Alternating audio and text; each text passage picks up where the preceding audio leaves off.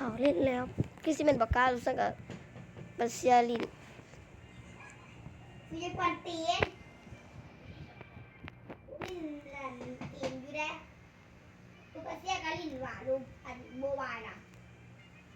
โบลินอ่ะเขาลินเลยเฮ้ยไปเข้าวิวกดจะรีบไปเข้ากดแล้วได้จิมเขากดแล้วได้ไอ้เก้าสิเข้าลินนำเลยเฝ้ากดแท้ เขาพูเขาไม่ได้ยินสามารถเล่นไปแล้วสามารถเล่นไปแล้วอุ้ยเล่นเอ็กพีได้อันนี้น่าจะบ่แม่น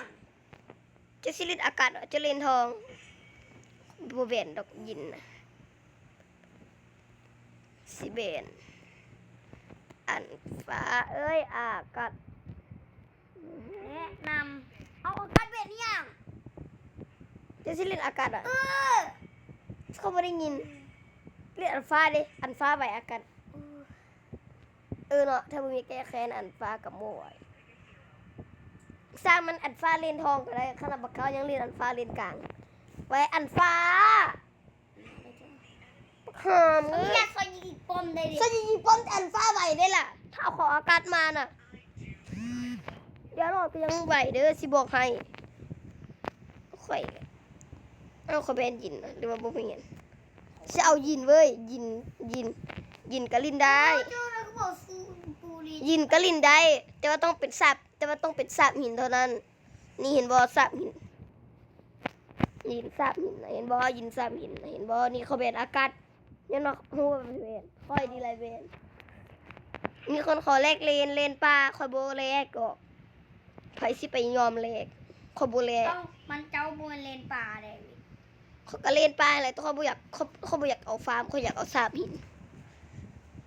เจ้าลินมา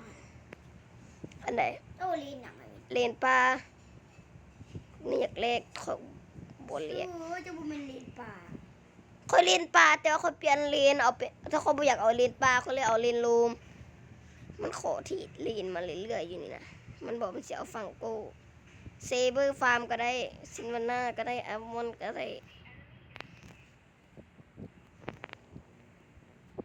แองเจล่า จะบ่ไหวอ่ะ บ่แม่นว่าบ่ไหวเขาบ่ฮู้เขาต้องเว้าซื่อ นาแล้วกันซ่าอย่าพูดเรื่องขัดอย่าว่าคำว่ากวนตีนแบบเมลีคือในคลิปเด้ไอ้นานะกวนตีนใช่ไหมพี่มันห้องเริ่มต้นมันน้องอย่างกอเวนพี่เริ่มต้นมันห้องนะ ๆฮู้แล้ว เอาสกิน แองเจล่าวีจงบามอนบังมอนบามอนเดียรอดนาฟังเฮามียินวาเลียซูมิยาอามอนเกือบจือซื้อบ่ได้ลินโดดเลยนะจิ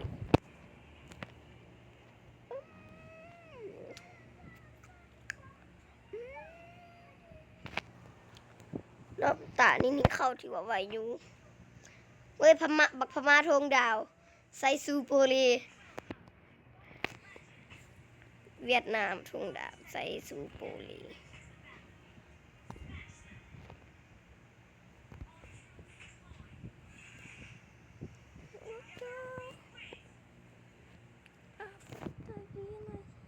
ต้องไปทึงสมบูรณ์จะไม่ได้ไปทึงได้เว้น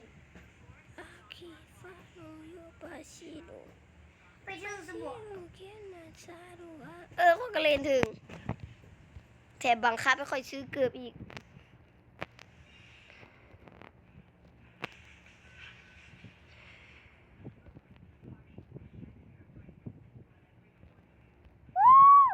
ลาดแม้กระทั่งคลิปบ่ต้องเว้านะบักหานี่นะบุน่ามาเลนมึงเลยนะขันกูหัวมึงสิเอามิยะมานะ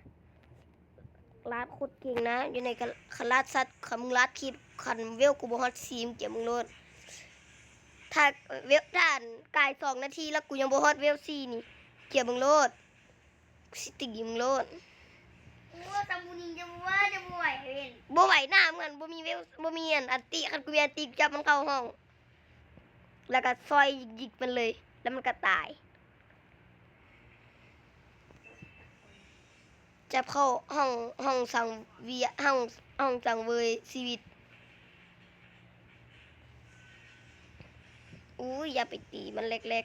ๆจากแองเจล่ามันเห็นอย่างเด่นเนี่ยวะเกมเอ้ยลาดที่เป็นอย่างโกมาตีอันสุดท้ายอย่างโกบักฆ่านี่นะมันตีลาดคนกะลาดคลิปกะลาดมึงออกไปมึงบ่ต้องมามึงออกไปเลยปรับไมค์ก่อนปรับเป็นโหมดเกมมือก่อนสมดุลนี่บ่ได้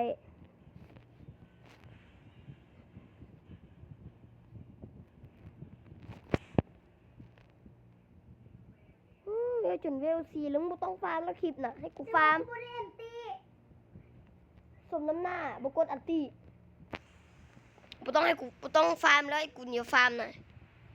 บ่ต้องฟาร์มแล้วสมน้ำหน้าแฮงไวๆหิบออกไปบนอื่นกูสิฟาร์มเจมส์มันยังไม่ใหญ่มึงลาดดีกว่าติเจมส์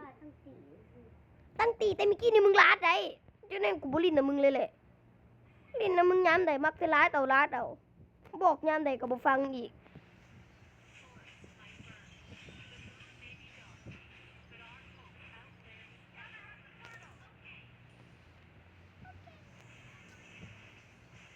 อันนี้ไป ไหวอยู่แล้วเกม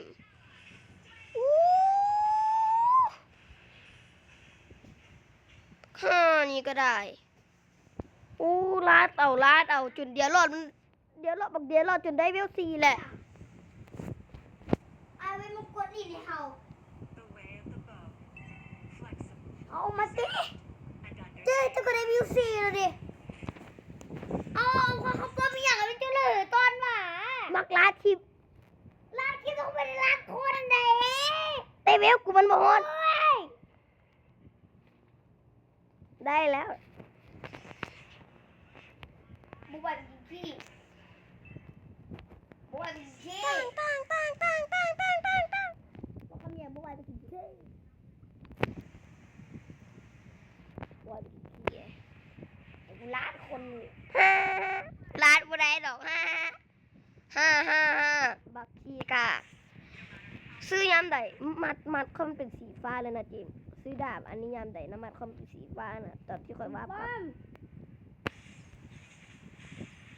เก่งแท้จับนี่นะเขาคงแม่เก่งแท้นะ บ่มีอัตติเว้ยอัตติหากระใส่ไปเมื่อกี้นี่เอาเอกคนเดียวแล้วสงสัยมันน่าจะแค้นเอง แค้นแต่ว่า อุ้ยเอาละแม่ เอาละเอาละไว้ ไว้มียามซอยมันซอยระยะไกล เก่งจริงมาดิเขาเรียนลุมไม่ผักคู่อ่ะเขา2เขา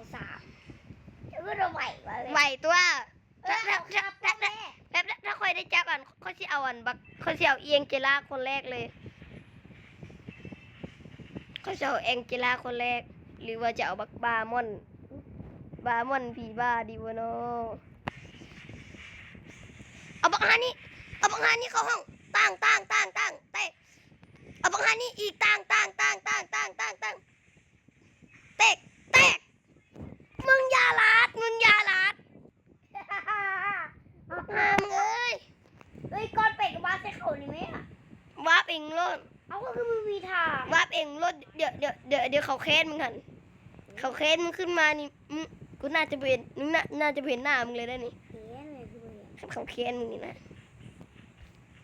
ขายทีมรถเกือบเงาซะขายอย่างว่าเอาไว้ไซต์เน็ตเอาไว้ไซต์ตอนเล่นเกมคือขายสมน้ำหน้าลาดเก่งหลายบ่มึงจนกูต้องใช้อาวุธลับ เอาวีจงมันมีซีกับสกิลซีมี2 มันเปิดมันเปิดมันเปิดอันตีแหละ มันเปิดตีแบบมันไม่ได้เปิดตีแบบเป็นมังกรเปิดตีแบบเป็นมนุษย์ที่ว่าร่างไงขึ้นนะ เป็นแปลงร่างเป็นมังกรแล้วมันกระเปลงร่างเป็นมนุษย์แสดงอันตีมันหมดแล้วเพราะเขาเคยใส่แล้วอันตีมันจะแบ่งร่างเป็นมังกรบัดแปลงร่างเป็นมังกรลงมาแล้วเรามันสิเป็นอย่างว่าเป็นร่างคน ร่างคนที่ว่าเป็ดค่ะคือมังกร เอามันเข้าตั้งเตะตั้งเอาก็เดียวเลย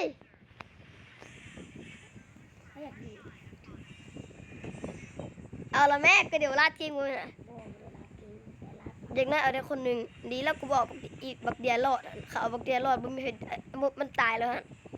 เก่งแท้ขึ้นมาตีบัก โอ้ย บา ซู บ โปเล อลเก่งแท้ขึ้นมาตี บักเมียนมาทงดาว สาศิลาคิวแล้ว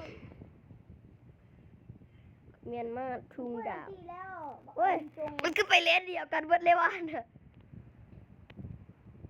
เล่นเดียวกันแห่งดี แต่ว่าเขาก็มาคือกัน เพราะฉะนั้น มียารัดคิวเคยเห็นบ่มียารัดคิวคน เคยเห็นบ่เมียที่ถือคนตบเนี่ย บ่เคยเลย บ่เคยอ่ะเดี๋ยวแป๊บนึงทำมึงรัดกูก่อนถ้ามึงรัดกูนี่ มาถึงชีวิตกูบ่อยาก ตั้งจับให้เข้าก็ได้ ตั้งออกมาไปก็ได้ขอดูดเลือดเอ้ากูใส่บูได้ว่าเมื่อกี้นี่ได้แล้วกูได้อันนี้แล้วมาแล้ว ไม่มีสายขึ้นชื่อกูซูโบเล่ สวยแม่เจ็บตายแม่ตายแม่ตายแล้วแม่อยู่อย่างตายแล้วแม่ ซูโบเล่ ตายแล้วแม่อยู่อย่างตายแล้วแม่ตายแล้วแม่บักฮานี่นะก็เดี๋ยวมึงลาดเกมก่อนลาดเกมแฮงก็ไปตายซะไว้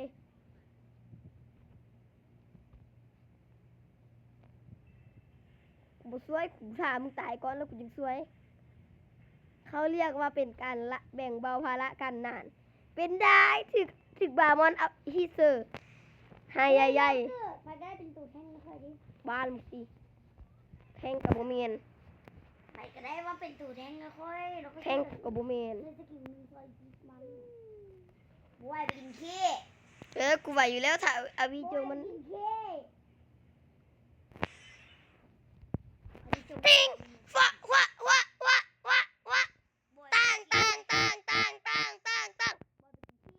ตั้งสตัน บวยไปกินขี้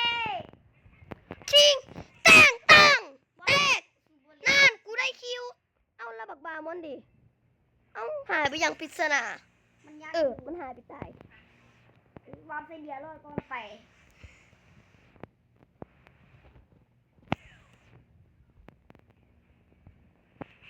เจ็บไปไกลๆกูแม่พูดดีเลยตายกูบึงแม่เนาะสาธุโอ้ยบาปมันเกิดแล้ว เดี๋ยวไปหาเซียวก่อน เอเวนมัน เจมส์จะตีป้อมเองอุ้ย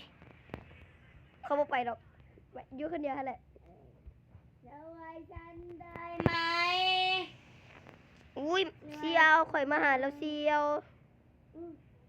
เจมส์กูตีมึงได้ ไม่ได้ยา โอ้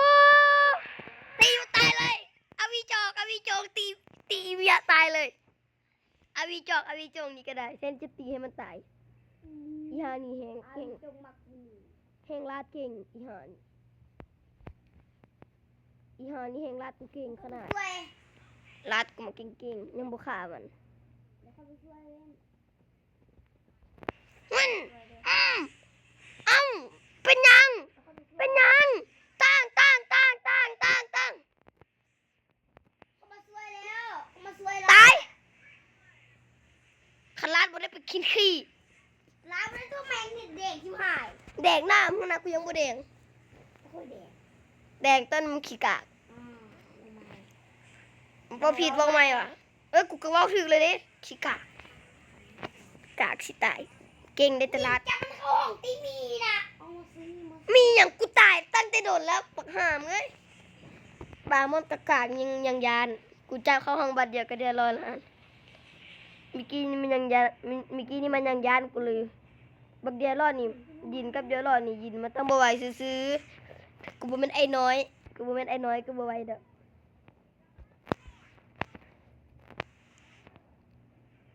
ตั้ง บางวัน เอานี่ก็ได้นะ ตีเราช่วยกันในตี ตั้งกูเอานี่ก็ได้นะแล้วก็เอาเดียรอดต่อบ้านั้นเดียรอดต่อว้าวติงเอ๊ะกูได้บ่ได้อุ้ย มันตีรอดให้ 64 บางมันตีรอดให้โบเลนโบกางกันโบกางกระเทือง จะได้ว่าคิวนะจะได้ว่ารอดอ่ะ มันบาบอนอะไร บักห่านี่ไปด่าบอนป่าบอนได้อย่างเอา บามอน บ้ามันไปมันได้หยัง บาบอนทีมเฮา ทีมเฮาอามันมึงอย่าหลอน หลอน อามันทีมเฮาเอ้ยประหารโอ้สื่อตัวละครขี่สมัยบักหานี่ทางเทิงก็ดีทางทีก็ได้โซบอแล้วบ่ได้หยัง เจ้าชู้โทรศัพท์มันอ่ะ เขาบ่ได้ต่อ แล้วมาห้องเวกดูแม่เนี่ย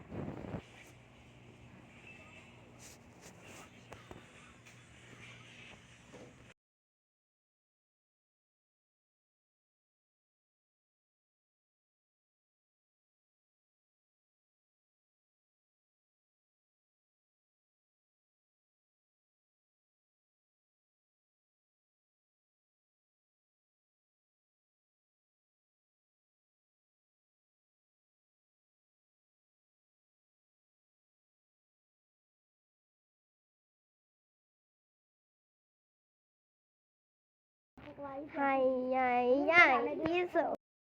ด้วยบ่ได้เปิดการ์ตูน ให้ใหญ่ใหญ่ที่สุดให้ใหญ่ใหญ่ชนะแล้ว